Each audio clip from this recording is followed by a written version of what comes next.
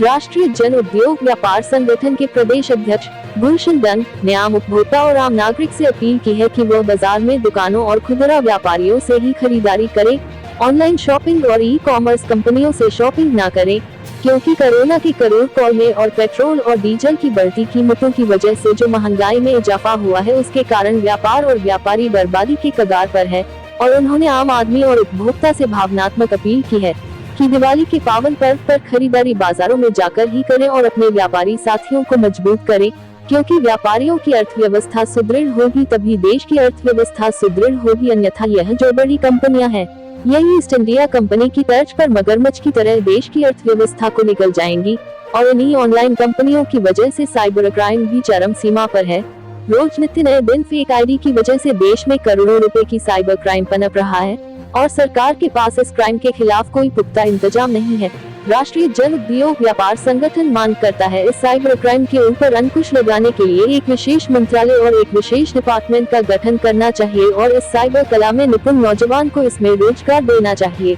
न अपितु उनको रोजगार मिलेगा बल्कि क्राइम पर भी अंकुश लगेगा, क्योंकि सरकार और पुलिस प्रशासन इस पर चेतावनी मात्र ही जारी करती है। उनके पास इस कार्य के लिए कोई पुख्ता और ठोस टीम नहीं है। इसलिए व्यापार संगठन राष्ट्रव्यापी जन जागरण अभियान चलाए हुए हैं। पहले 27-28 फरवरी को चंडीगढ़ में और अब 10 अक्टूबर को दिल्ली में हयात होटल में इसके खिलाफ देश की सभी राजनीतिक पार्टियों के नेताओं के सामने राष्ट्रव्यापी बिगुल फूंक चुका है और आगे भी निरंतर राष्ट्रीय जन उद्योग संगठन द्वारा इनके खिलाफ आवाज जारी रहेगी।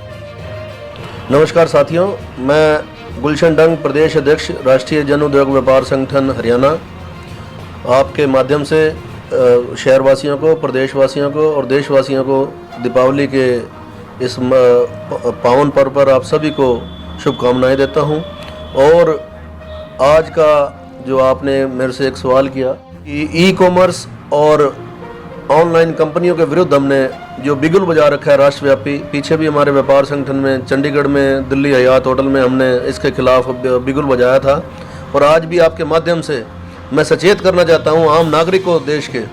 कि बाहर की विदेश कंपनियों से जो ऑनलाइन कंपनियां हैं उससे खरीदारी ना करें, अपने खुदरा व्यापारियों से जाकर बाज़ारों में जाकर खरीदारी करें ताकि देश का पैसा देश में रहे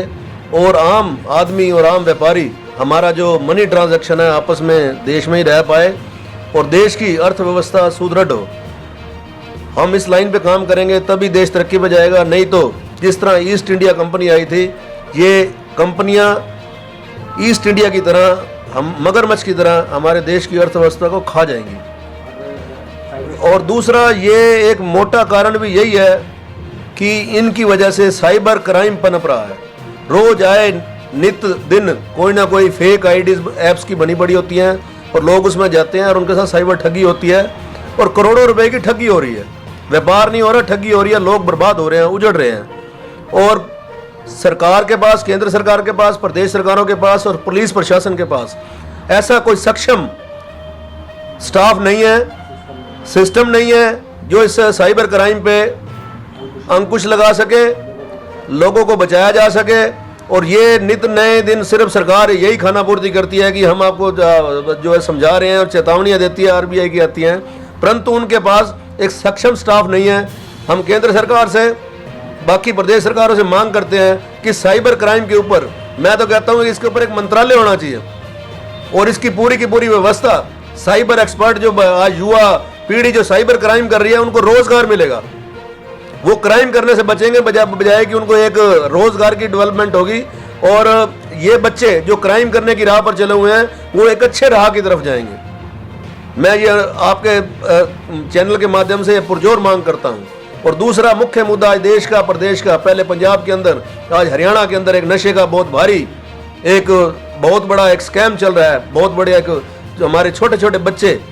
12वीं क्लास के बच्चे, जवान टीनेज बच्चे, ये हमारी युवा अवस्था देश की बर्बादी के कगार पर है। मैं सरकारों से ये भी अपील करूंगा, अपील नहीं बल्कि मैं तो ये चेतावनी दूंगा, आपने इस पे अंकुश ना लगाया, आने वाली युवा पीढ़ी बर्बादी की ओर जा रही है। इसके ऊपर भी बड़ा एक सीरियस तरीके से सरकारों के ऊपर इसके ऊपर कदम उठाना चाहिए। संगठन के ऊपर इसके ऊपर एक, मैं तो अपने प्रदेश लेवल पे जागरूक अभियान चलाऊंगा और अपने राष्ट्रीय प्रधान और राष्ट्रीय कार्यकारिणी के साथ उनसे मंत्रणा करके ये सारी